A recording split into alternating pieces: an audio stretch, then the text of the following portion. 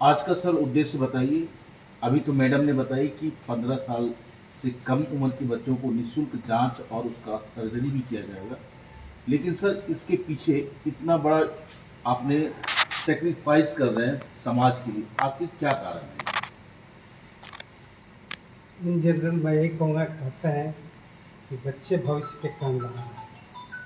अभी उनकी पूरी ज़िंदगी बची है, वो नादान हैं, बहुत सी चीज़ों से अनभिज्ञ हैं। इनकी जो भी आने वाले पटाखे की वजह से जो भी समस्या होगी उसकी उनकी जानकारी नहीं है। तो मैं यही सलाह दूँगा उनके गार्जियंस को, उनके अभिभावक को, कि हमेशा उनकी देख रेख में, निगरानी में ही बच्चे पटाखों का इस्तेमाल करें। और हमेशा, जैसा मैडम ने भी कहा, कॉटन कपड़े पहनने चाहिए, फुल स्लीव हो प्रेफरेबली, और प्रोटेक्टिव ग्लास, प्लेन ग्लास जो होता है, कोशिश करें कि उसका इस्तेमाल करें। और वैसे पटाखों को अवॉइड करें जो ज़्यादा तेज़ आवाज़ वाली हो या ज़्यादा धुआं और ये सब करती हैं। तो उन चीज़ों को हम लोग को जितना भी हो सके अवॉइड करनी चाहिए। सर अभी पूजा आने वाला है, हाँ जी। धनतेरस और उसके बाद दीपावली है। तो धनबाद के जनता जनार्दन को क्या संदेश देना चाहिए?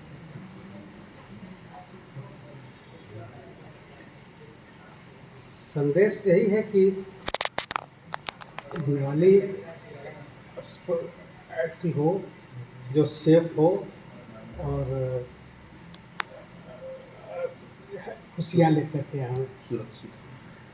तो इसके लिए जागरूकता ये ज़रूरी है बच्चों में, खास करके इसी के तहत ये कैंपेन चलाया जा रहा है हमारे पूरे देश में। जितनी एएसजी की जितनी भी शाखाएँ हैं, सभी जगह हम लोगों ने ये कैंपेन शुरू किया है कि 15 से 24 के बीच में, 15 साल से कम उम्र के बच्चों को पटाखों से होने वाली इंजरी से जो भी समस्या है उसका उपचार और जांच हम लोग उसका निःशुल्क करें।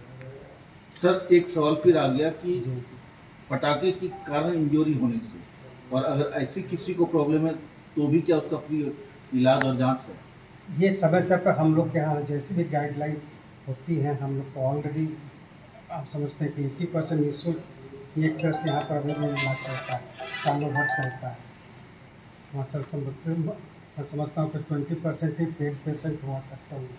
अभी भी 2% कहीं न कहीं से जो भी निःशुल्क होते, केवल इन्हीं के लिए नहीं है, तो हर एज ग्रुप के लिए, सीनियर सिटीजन्स के लिए भी है, कहीं भी है। तो समय समय पर जैसी गाइडलाइंस आती है एएसजी की मैनेजमेंट की ओर से, हम लोग उसके हिसाब से उसकी सेवा भी देते हैं उसको। एक डॉक्टर होने के नाते आपका बेसिक आई केयर के लिए क्या सलाह होगा सर? किस तरीके से लोग अपनी आँखों को सुरक्षित रख सकते हैं? पहला चीज़ तो जो हमने कहा कि वो रूटीन चेकअप बहुत ज़रूरी है आँखों की। अवेयरनेस ये होनी चाहिए कि कम से कम साल में आँखों की जांच एक बार अवश्य कराएं। ऑफ कोर्स अगर पहले तकलीफ़ है या कभी भी ये हो तो उसके लिए अपना मैं ये सलाह दूँगा कि बहुत लोग या तो अनक्वालिफाइड डॉक्टर्स के पास चले जाते हैं या केमिस्ट या मेडिसिन से पूछ करके कुछ दवाइयाँ इस्तेमाल करते हैं, वो अवॉइड करनी चाहिए। आते हैं यहाँ पर तब जब जाओ चीज़ें कॉम्प्लिकेशन बढ़ जाती है तब, तो उनको अवॉइड करने के लिए चाहिए ये कि जैसे ही उन्हें किसी तरह की इमरजेंसी या इस तरह की समस्या आती है तो हम लोग का अस्पताल है और भी ऐसी संस्था होंगी जहाँ भी वो कहीं भी जा कर के उसका उचित उपचार कराना चाहिए, दिखाना चाहिए। बच्चों में और भी चीज़ें, इंजरी ही नहीं है, बच्चों में कंजाइटल कैटरेक्ट की समस्या होती है, स्क्वीन की समस्या है, एम्ब्लायोपिया जिसको हम लोग कहते हैं, लेजी आई, अंधे रहते हैं बच्चे, उसके चलते ये हो सकती है। ये सारी चीज़ें डिटेक्ट रूटीन में, स्कूल चेकअप, स्कूल में स्क्रीनिंग होनी चाहिए समय समय पर।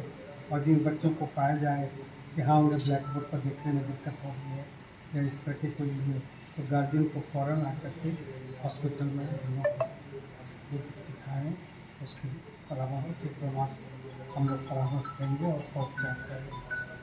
तो सर बड़ा हॉस्पिटल में